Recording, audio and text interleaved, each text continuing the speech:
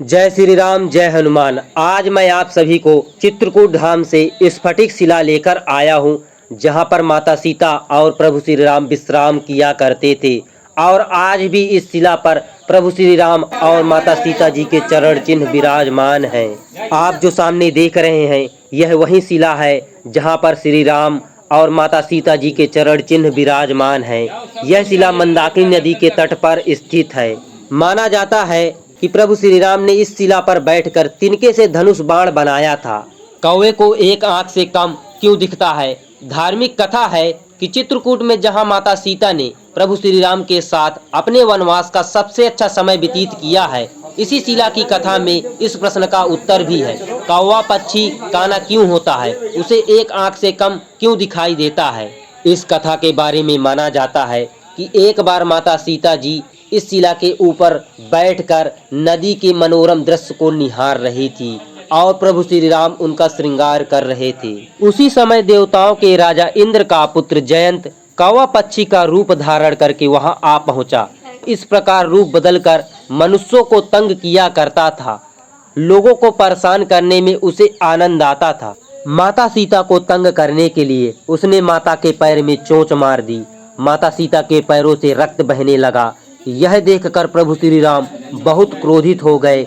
उन्होंने स्फटिक शिला पर मौजूद तिनकों से धनुष बाण बनाया और कौवे पर प्रहार कर दिया। प्रभु श्री राम के प्रहार से बचने के लिए जयंत तीनों लोकों में भागता रहा, परंतु कहीं भी उसे संरक्षण नहीं मिला।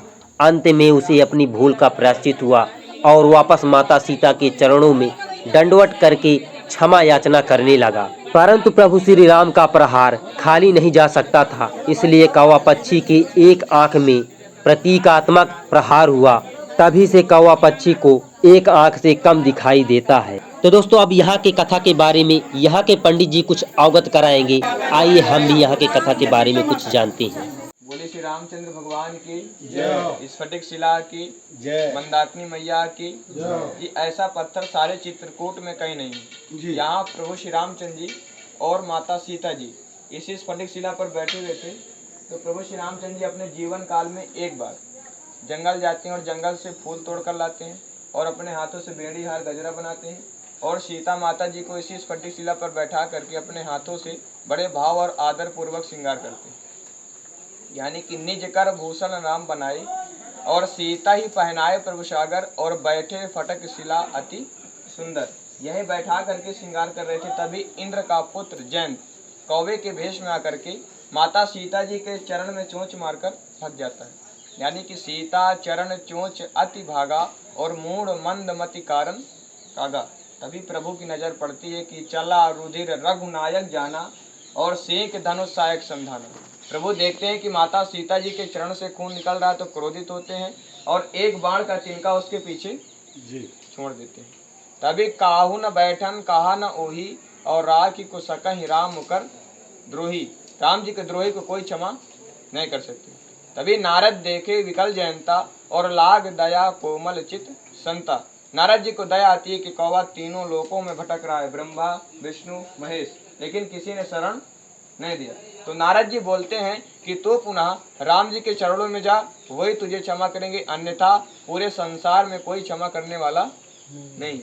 तो आता है प्रभु श्री रामचंद्र के पास और क्या कहता है कि हे प्रभु, मैं आपका प्रभाव देखने आया था। मुझे तीनों लोकों में किसी ने बैठने तक के लिए नहीं कहा। अब मैं आपका स्वभाव देखने आया हूँ। तो प्रभु श्री रामचंद्र को दया आती और बोलते हैं कि मुख से निकली हुई बाणी और धनुष से निकला हुआ तीर कभी वापस नहीं आता। तो प्रभु श्री रामचंद्र जी कौवे की एक आंख फोड़ देते हैं। तभी से पूरे संसार में कौवा एक ही आंख के होते हैं और उसको क्षमा कर देते हैं। अब एक चीज ध्यान से देखेंगे, ये प्रभु श्री रामचंद्र जी का बायां पैर है और ये दाहिने पैर का घुटना और ये दाहिने पैर का अंगूठा। जब घुटना टेक करके कौवे को बाण मारे थे, गोलाकार में कौवे की आंख और उसी के पीछे कौवे का पंजा। यहाँ राम जी बैठे थे और यहाँ माता सीता जी, और ये माता सीता जी का चरण, नीचे लक्ष्मण शिला, नीचे लक्ष्मण जी बैठे थे। और ऊपर से देखेंगे ना हमारे यहाँ कोई डर है और ना जबरदस्ती। वो जो प्राचीन यज्ञशाला लिखा हुआ है ऊपर,